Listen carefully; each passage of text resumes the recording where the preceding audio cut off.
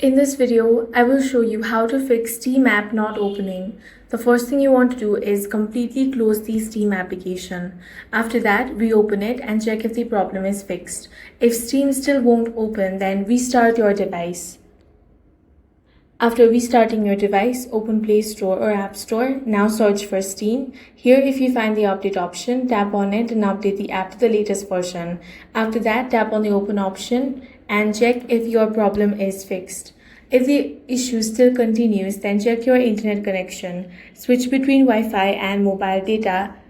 Refresh the network and check. Sometimes connection can be the problem.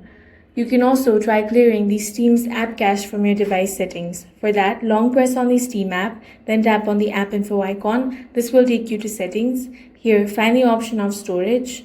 Now tap on clear cache. You can also tap on clear data, but you will have to log into your account again. Now open the Steam app and check if your problem has been fixed.